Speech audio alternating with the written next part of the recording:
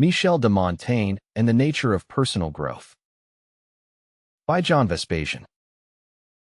The best human attribute is rising after every downfall, wrote Michel de Montaigne, 1533 to 1592. Like no other author before the Renaissance, Montaigne devoted 2 decades of his life to identifying the keys to personal growth and recording them in his essays. The above citation is taken from Montaigne's essay that no man should be called happy until his death, which is one of my favorites. However, recommendations on personal growth can be found in every essay he wrote. Montaigne regarded writing as an exercise in thinking. His goal was to figure out the answers to important questions and write down his thought processes. He began his essays with the formulation of a question and then presented the arguments in great detail, either in favor or against of a particular answer. For Montaigne, writing means exploration. Personal growth was his principal subject because it was his primary concern. I view Montaigne as the most results-oriented author of his time because of his relentless search. He wanted to identify the truth and would not be happy with anything else. Reading Montaigne's essays requires a couple of weeks, but his recommendations about personal growth are repetitive. I'm going to summarize them here for those who lack the patience or the energy to read all of Montaigne's essays. Montaigne's approach to personal growth. First and foremost, Montaigne was keen on finding practical answers. He regarded general recommendations as worthless.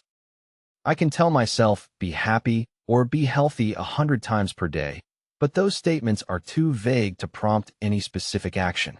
The essay, that it's folly to measure truth and error by our own capacity, gives a salient example of Montaigne's penchant for practical action based on observation. Montaigne recounts in this essay that Alexander the Great, when he was still a boy, wanted to tame a wild horse named Bucephalus. So far, everybody had failed because Bucephalus was too nervous, too aggressive. Alexander wanted to tame Bucephalus, but all experienced riders had failed. The standard approach to horse taming does not work in this case, thought Alexander, but a solution can be found through observation. For the next few days, Alexander did just one thing. He watched Bucephalus. He was looking for the exact cause of the issue, so that he could then identify a practical solution. Through observation, Alexander discovered the reason for Bucephalus' nervousness and aggressiveness. Bucephalus was afraid of his shadow. The discovery of the problem's cause enabled Alexander to figure out a practical solution. He simply turned Bucephalus towards the sun so that it was blinded. In this way, Bucephalus couldn't see his shadow and its nervousness disappeared. That's how Alexander became able to ride it. Montaigne employs the story of Alexander and a wild horse to drive home a key lesson about personal growth, namely, that practical solutions become easy to find after a problem's cause has been identified. Montaigne, exploration and personal growth. However, problem solution patterns do not always apply to personal growth. Montaigne knew that people can sometimes feel unhappy with their lives without being able to name the precise cause. The reason for their dissatisfaction might be so diffuse that it becomes almost impossible to figure out. What should one do in those cases? Montaigne provides the answer in his essay on educating children. He tells us that the philosopher Socrates, when he had already reached an advanced age, started to learn to dance. What was the point of Socrates taking dance lessons at an age where most people steer away from demanding exercise? I find this example compelling precisely because Socrates wasn't known to be unhappy. Socrates had decided to take lessons in a new field because he viewed learning as the best path to personal growth. I don't know if he became a good dancer, but that's irrelevant for our purposes.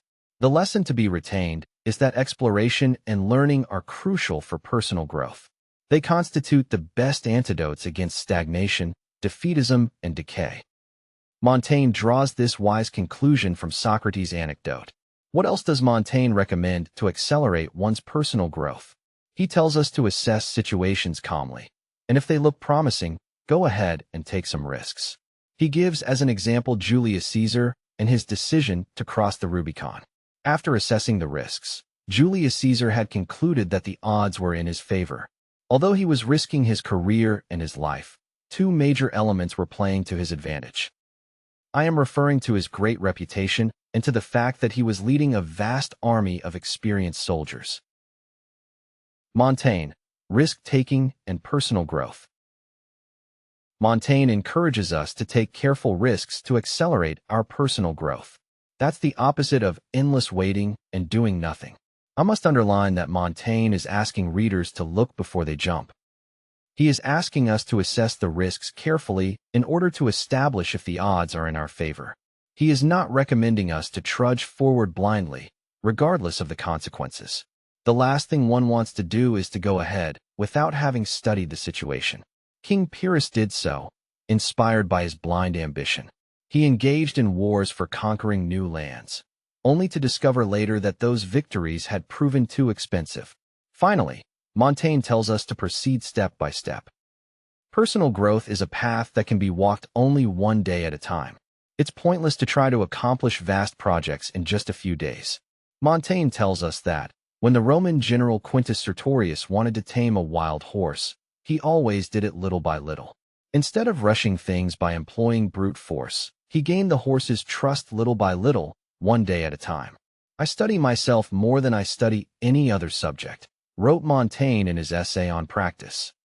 Indeed, self-knowledge plays a key role in personal growth, but we should complement it with motivation, exploration, and reason. If you are interested in putting rational ideas into practice, I recommend my book titled Sequentiality: The Amazing Power of Finding the Right Sequence of Steps. For more information, go to johnvespasian.com.